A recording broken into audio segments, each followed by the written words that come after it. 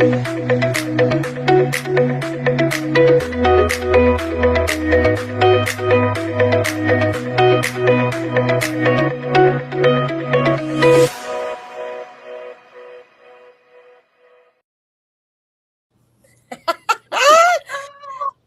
Sharon, guess what, girl? This isn't going to be small talk today. This is going to be the moment you realize your attention may be shaping your entire experience of life. Welcome to the Holy Shiftballs podcast. I'm Bethany, your energetic bestie, alongside my fabulous soul sister, Sharon. Hey, Sharon. Hey, Bethany. How the heck are you? What's happening, girlfriend? Girl, as I always say, if I was any better, I'd be a twin. Some days I wish there was two of you, and some days I'm glad there isn't. Yeah, and I'm sure you feel the same way about me. Yes, girl. Yes. Well, today we're going to be talking with someone pretty epic, huh? Mm-hmm. Absolutely. Today we're talking about someone, that the episode is paying attention. Yes, it is. Yes. So what if your nervous system has been deciding what feels important before you even realize it, Sharon? Well, I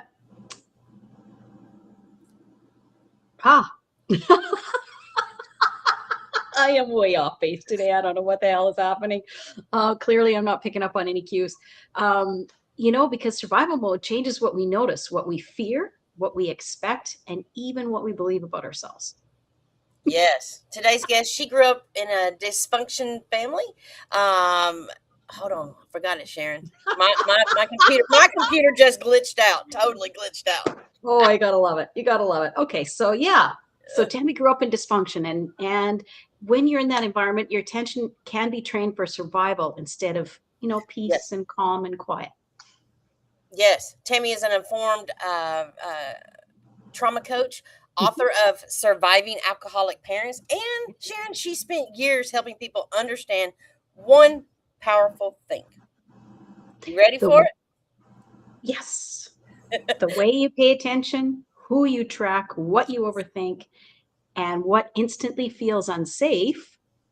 Yes. May not have been built by conscious choice. It may have been built on survival, Sharon. Yes, absolutely. And you know what? I almost feel personally attacked, and I wish you hadn't even started talking yet. Built on survival, baby. Well, let's bring on today's guest, Tammy. Come on to the show, girl. Girl. Hello. We're a little discombobulated today, Tammy. I don't know what's going on. That was okay. We'll clear all that up. So just like I know you guys were like, I don't know, but it's okay because that's life, right? That's resilience and that's paying attention. Like, let's do it. So yeah. I'm ready.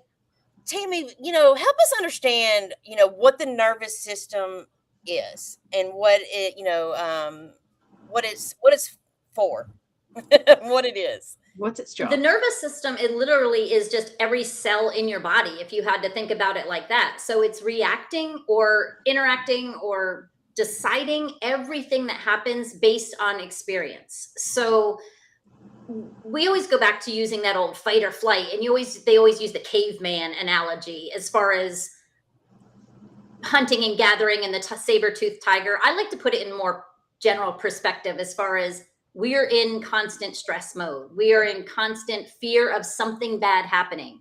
And it could be a dog on the street. And normal things happen when your nervous system kicks in. Your nervous system has to react, right? So you see a big dog running down the street at you, and your nervous system, before you even have time to think, oh crap, a dog is coming at me, I should be scared, your body has literally made thousands of physiological changes based on seeing that dog before your mind has time to react.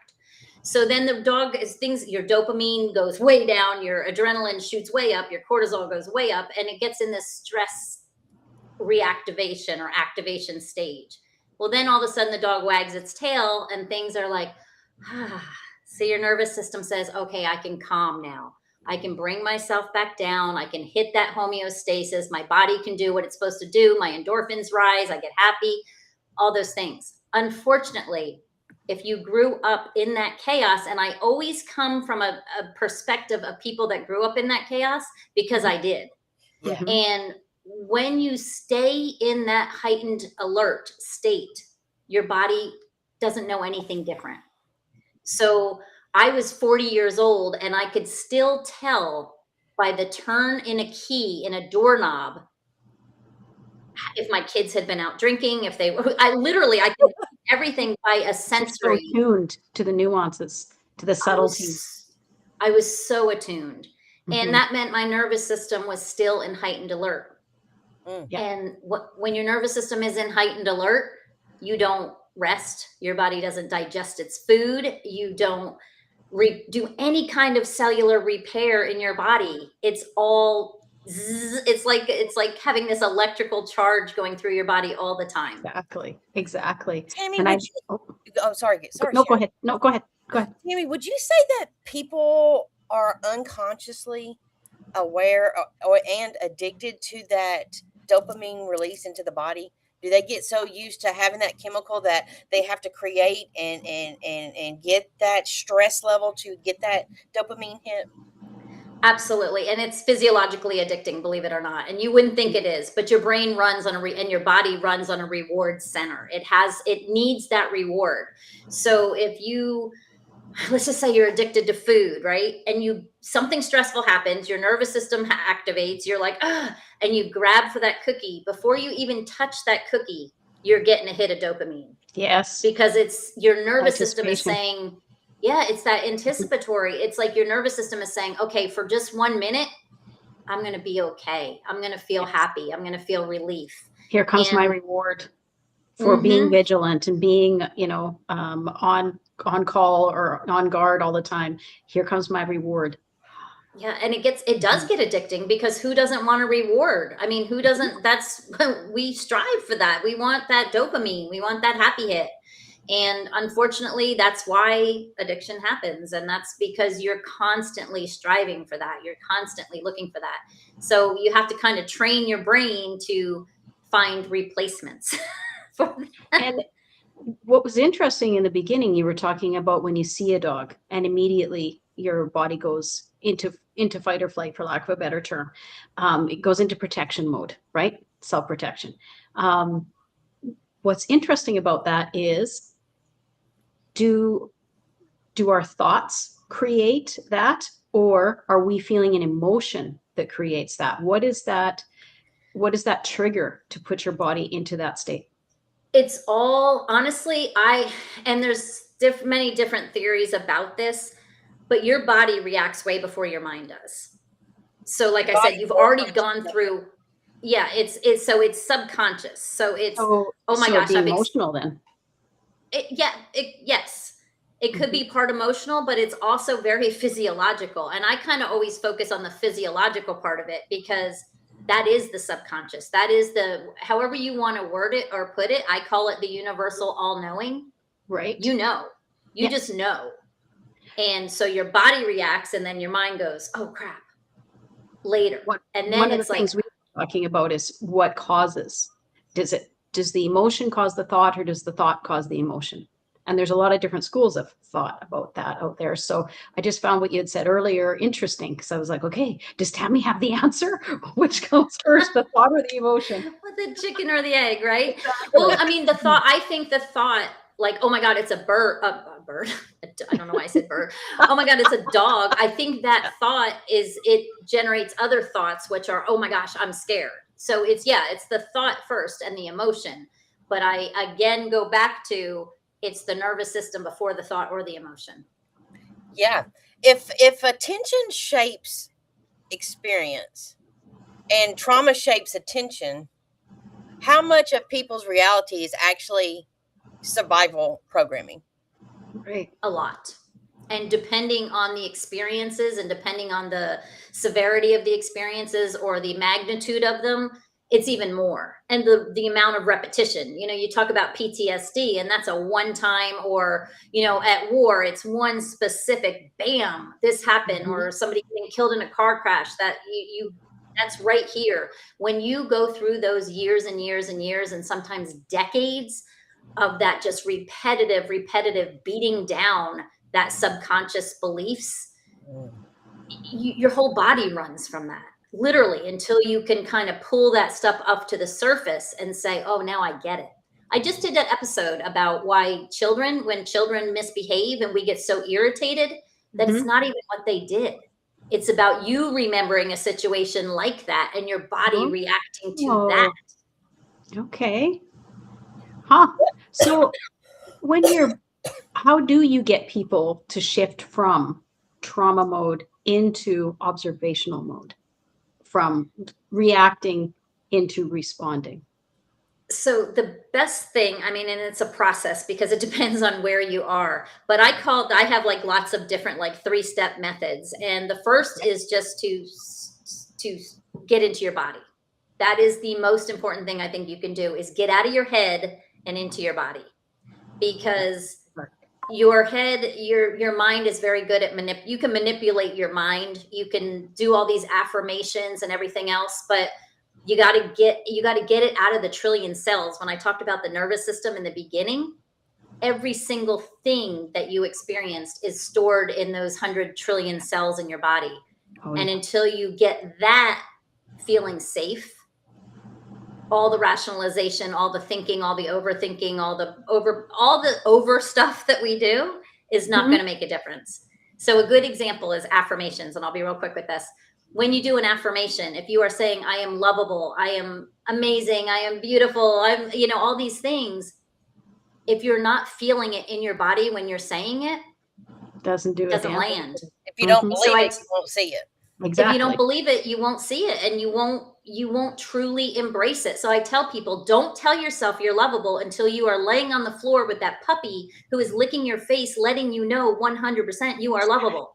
And you're feeling it in all of your cells, and you're embedding that into your system. Tammy, I find this interesting. So, getting into the body, that sometimes it feels like that's a challenge, all in its own. But would you say, because the body is made up of 80-90% water, and what research has found is that water is programmable, what if you got into the body and you were able to program and connect with the cells of the body to receive, you can program each molecule to whatever frequency, whatever thought, whatever affirmation you have, but connecting to the body is what is required. Is that what you would, what are your thoughts on that? Oh yeah, I think we're 100% energy, whether it's water or whatever it is. At the bottom of everything, we are 100% energy. And energy can, what do they say, can neither be destroyed nor created, but it can be manipulated. Right? It can be manipulated. So, I mean, I do exercises with people all the time where I'm like, move energy around your body. You can literally feel it. If you focus on your right hand is going to have some kind of sensation if you put all your energy there. Okay. So yeah, and we are all this mass, like we're like a freaking roadmap of all of these neurons and all this stuff connecting, and there has to be a solid flow through there. But that's why I say, when you get into your body, if someone says to you, okay, so I stole this from a psychologist, it's not mine, but picture your favorite food. How do you feel when you picture your favorite food? You can feel it. You feel good. You feel warm. You feel whatever it is. Now I say hungry. This to myself. Yeah, you're hungry right now. I know that. She's like, I can't make a list of favorite foods. They're all my favorite today. Stop salivating. Stop salivating, Sharon. I'm trying. That's great. But then if you take that feeling and then you say to yourself, I deserve all good things, and you focus and you think, where do you feel that in your body and how does it feel? That could be a totally different energy. And I tell people, if you get a clump in your stomach or in your back or your jaw clenches when you say, I deserve all good things, then the energetic imprint is that you don't believe that. It's not your truth. When I was learning a few years ago to just embody myself in the essence of love, I couldn't do it. I didn't know. I tried. I thought of a whole bunch of different things. And then finally somebody said, who is the person you love the most in your life? Who is that person that you feel love no matter when you see them or where you are? I locked into that, and man, it's easy. It's easy to drop into that feeling of expansive love. Yes. Yeah. And so what you're saying about the puppy reminded me of that. Like you find, if you really want to make a change in your life, you have to embody that feeling that you're saying when you do your affirmations, that your affirmations are about. So that's a great tip, Tammy. Yeah. And get that feeling, like you said, that for your own self. I mean, that's what's so hard with all of this subconscious stuff and these feelings of unworthiness. We are our own worst critic. We are so mean and so nasty to ourselves. But if you spill something and you say, God, you're an idiot. No, put that person that you love right next to you that gives you that warm feeling and pretend they did it. What would be the energy going at them? It would be love and compassion and forgiveness. So turn it on yourself once in a while. That's where it starts. And a few jokes to make fun of them. Yeah. Oh, always jokes. Always jokes. Tammy, what's the difference between intuition and nervous system awareness? I think they are very connected. I think it's an universal all-knowing. So if I walk by a piece of stick on the road 10 times and don't pick it up, but that 11th time I pick it up because I go, oh, someone could trip on that. That is a universal all-knowing. But it's also my nervous system going, oh, like it's having a memory of, I tripped on that once, or this could possibly hurt someone. So I think they're both very, very, very interconnected, I guess you could say. How would you guide somebody to start working with their intuition? You know, if they're new to this kind of stuff, how would you guide a client or me to start actively working and gaining the awareness of what intuition is? Just feel your body. Feel when you make a decision or you think of something, where do you feel it? If some guy walks up to you and he goes, hey, honey, you're looking good. You know, that doesn't happen to me a lot, but like hypothetically. I'm with you, Tammy. Right? So, you know, it's like you can have one or two responses and your intuition is either going to say, oh, he's kind of cute, or you're going to be like, oh, cringy. But you feel it. You feel it and you literally will go back. I love watching people's interactions with people when they meet people. You're either going to lean back or you're going to lean forward. Yes. That is intuition. And you know instantly. Nobody has to say, okay, does he drive a nice car? Does he look like he's ever beaten somebody up? I mean, nobody says those things. You just know. Exactly. You just know. You know. You also work with biofrequency scans. For someone who has never heard of that, how does what the body is broadcasting connect to what the mind is paying attention to? Okay, so with the biofrequency scan, what that is it is a scan that I do with a voice, and it takes 10 seconds of your voice, and going back to frequencies, it literally analyzes 171,000 different frequencies inside your body based on your voice. Okay. So it knows, like, I'll give a quick, because I know this is a big concept, but they know. And this is all research. This machine that I have that's now an app used to be only available to like holistic doctors, MDs, scientists, things like that. It was like $40,000, took up half a room. Now it's on a phone, but it's the same technology. It's the same technology. I spent $30,000 fixing my daughter when she was chronically ill with her holistic doctor before I had the app. But it knows what a healthy heart, what frequency a healthy heart has, and what frequency a healthy eyeball has, and a wrist, and all of this stuff. It knows all of that. So what it does is it doesn't diagnose, but it looks for imbalances, where those frequencies are out. And it goes through your chakras. It goes through your meridians. It goes through all of the ebb and flow of your body. And what it is there to do is not diagnose, but to show patterns. Okay. So I can almost guarantee you said, chronic survival. Every single person I run this scan on will pull up cortisol. We'll pull up adrenals. We'll pull up, when I eat peanut butter, it pulls up gallbladder. Clearly my gallbladder doesn't like digesting peanut butter. But it's all frequencies. And then what it does, the magic of this is that it sends back balancing harmonics to balance out those frequencies. Yeah, this is off of the Incredible. research of Raymond Rife, Mhm.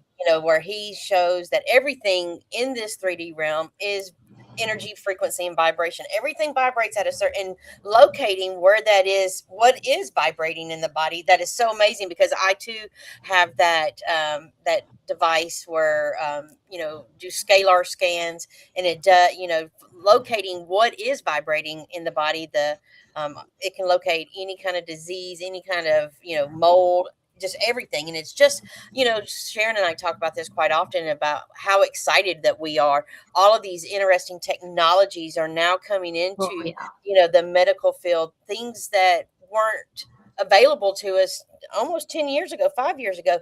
And we're all expanding out to the awarenesses of everything is energy, frequency, and vibration. Mhm. Yep. And so it's just amazing to see all of this stuff coming together. We're And excited it's that it's so, becoming more mainstream. Yeah. yes, and it's so scientific. I mean, they've literally put a tumor in a petri dish and then zapped it with whatever the frequency is, and the tumor shrinks. Yeah. That's amazing that you brought Mhm. that up, because I had a cyst in my breast, and I got into my scalar field, and within several months, I mean, I had this thing for years, and it's gone just by Yeah. sitting inside of the field. It's just absolutely amazing. It's mind blowing, but yet it's amazing. And people go, well, how does that work exactly? I don't know, but I don't know how electricity works, but I got all my lights on and I'm digging them. I don't have to talk to I don't want Thomas to change the Edison. bulb, but that's Yeah, that's all I need to know. Yeah. I mean, Amazing. it is. It is. And people, and like going back to energy and frequencies, and people are like, oh, I can't mix this and church and Reiki and blah blah. Shut up. Yeah. Just like literally, just shut up. Just Go sit I down. love it. I love it. just like stop. Like I mean, if you need me to break it down, I can break it down, but argue it. Argue that we're all energy. Like it is. Yeah. Well, we have gotten to the space and place within the show of our favorite segment. It is called Shit or Shift. And what it is anything that Sharon and I are going to ask you a few questions, 3 questions each. And if it's a total shift, if it's expansive, yes, I'm having it. Woohoo! That's a shift. Total shit is that pretty much explains it. It's a program. Nope, get it out of here. okay. Are we ready? I'm ready. All right. I think so. All right, Sharon, you want to go first? Shit or shift. Mindfulness fixes everything. You just need to be present. Shift. Ooh, that means okay. that means that's correct, right? Yes. Okay. Shift, okay. Yes, I believe correct. that. Yeah. I believe that. That mindfulness fixes everything. Okay, can you expand on that just a little bit? I think what you think about, you bring about. So maybe not everything, but it's what you think about, you bring about. So positivity is going to attract more positive things into your life. Negativity is going to be the same thing. The energy you put into the world is the energy you get back. Precisely. Yes. All right, Tammy, when someone starts paying attention to how their body responds around certain people, is that a shit or shift? That's a shift, because like I said, all knowing. We are all knowing automatically. So you look at someone, you're going to get an initial gut reaction, go with it because it's your truth. Yes. Ooh. Okay, Tammy, shit or shift? The body keeps score, but the mind has to do the healing. Shit. I think you have to get into the body to do the healing. You can trick your mind. I can trick my mind very easily. I cannot lie to my body. My body won't lie to me. Exactly. Yes, girl. Well, all right, Tammy, when someone mistakes hypervigilance for intuition, is that a shit or shift? Shift. I have to think about that. Hypervigilance for intuition. No, that's a shift. Okay. Can you give me just a small... I'm trying to give an example of hypervigilance versus intuition. I think some people are hypervigilant because of their experiences and they're walking on that eggshell, walking on that stuff, but your intuition knows the truth. Now you have to bring some of that up to the conscious level, because maybe your intuition is scarred, marred, or all screwed up right now because of what you were fed. But your true deep intuition, if you can get to that level, will let you know. Yes, girl. Awesome. Once you understand your trauma, you should be able to move on from it. Shit or shift? Shit. You can, well, shit on the fact that you will automatically. Understanding is the first process. Understanding is awareness. Then there still needs to be acceptance that you got to change it. And then there's action. So yes, you should be able to move on from it, but there's a lot of steps that go behind it. All right, this is my last one, Tammy. When someone learns to regulate their nervous system instead of forcing positivity, is that a shit or shift? Shift. Yes. Because toxic positivity is one of the worst things you do. Because again, you can put a big old freaking smile on your face, but if your heart and your soul and your spirit do not believe that you are happy, it's a bunch of crap. Yes, girl. Exactly. So Tammy, if somebody wanted to know more about you and reach out and be able to work with you, where can they do that? Just my website, tammyvincent.com, and you can reach out anywhere and book a call. You can do anything. My podcast is on there. All kinds of things are on there. So What's that's your the easiest. podcast? Yeah, what's your podcast? It's called Adult Child of Dysfunction. Okay. I love it. I might be a candidate for that. Yeah, I'm always bringing on guests, so bring it on. I actually just hit 5% globally, which is fun because it's just like, it was like a little side thing. And I was like, wow, people actually listen to this. This is cool. Amazing. Good for you. Good for you. Tammy, that's excellent. I know I can speak for Sharon, and I thank you so much for being a part of this amazing conversation today. Just the awarenesses in which you brought, I feel can really shift somebody's world, life, and attention. Well, thank you. I'm honored. Well, thank you so much. From our heart to yours, thank you for being here. We've thoroughly enjoyed it. This has been great. Thank you. Wow. Well, Sharon? Holy heck. Holy heck. That's, she gave me a lot to think about. Yeah. And I love her. I love her whole attitude, her authenticity. Very cool. Tammy's a wonderful person. I'm so glad that we got to have her on. And you know what, Sharon, if today's conversation hits something deep inside of our viewers, you know, reach out, contact Tammy, you know, leave us a like, share, comment, and we look forward to hearing all of that. So, Sharon, who do we have on the show next week? Next week, we have a lady by the name of Olga Jakowicka. Say that 3 times fast, girl. It's a hard, I want a cookie tour on. It's a hard last name to say, and I will have to get her to pronounce it next week because I can't. I just can't even pronounce it. Yes. But she's here to speak about your emotions change more than your mood. And hey, especially on PMS week, my right ladies, like, come on. Just right on time, that one came on in, didn't it? Absolutely. Timing is everything. We're divinely guided. That's exactly right. Well, Sharon, you know what, girl? Remember, when life kicks you in the balls, be sure to tune in to your Holy Shiftball podcast, where we help you turn that shit into a shift. See you next Thursday. Bye-bye. Bye.